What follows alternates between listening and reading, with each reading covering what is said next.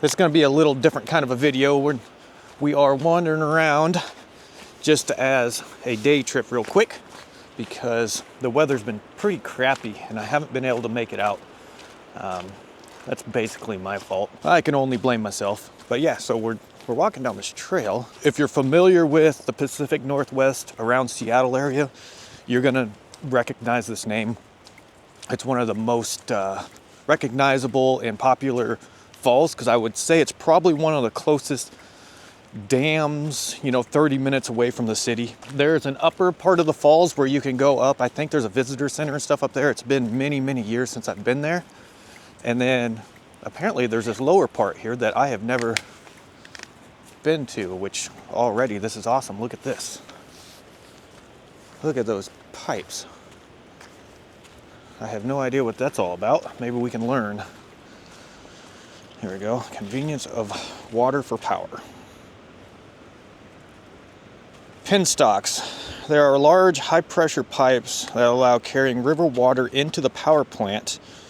The large cylinders you see here are salvaged portions of the historical penstocks that originally conveyed water to the world's first completed underground hydroelectric power plant built on the south side of the river in 1898 through 99 by Charles H.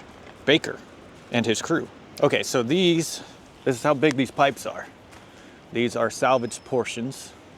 We can just walk right through them. Look at this. And that's there. So water comes flowing down those. I don't know what this is all about. So if you look through here, it just kind of gives you a view of actual water, of the actual pipes, which you could kind of just look at. That's kind of silly, but I suppose for kids. And then, so those pipes come rushing water down into the powerhouse here, produces electricity. This is one of the turbines that was used.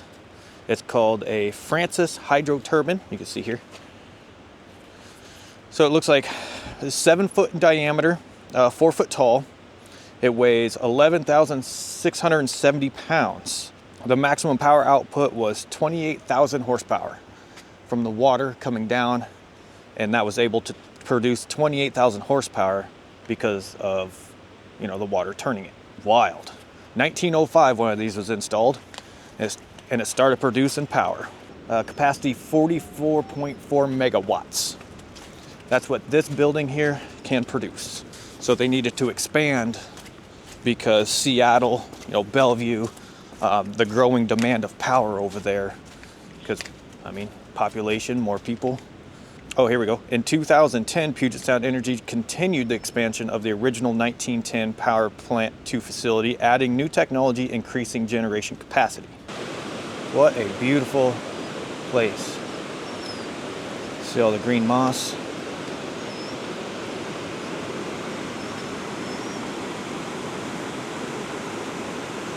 That's one thing about living in the Pacific Northwest that, I'm born and raised in Nebraska. You don't get rivers like this. You don't see anything like this. Nowhere there. And they're so abundant here. It is just mind-blowing, and it never gets old. We get to walk up to rose petals, and then you get to come up and look at that.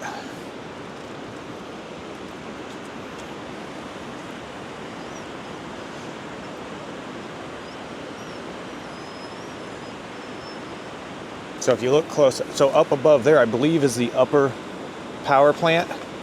And then right here, you can see that there's another spillway. And I don't know how they channelize that through the rocks, but look at that. It is just absolutely stunning.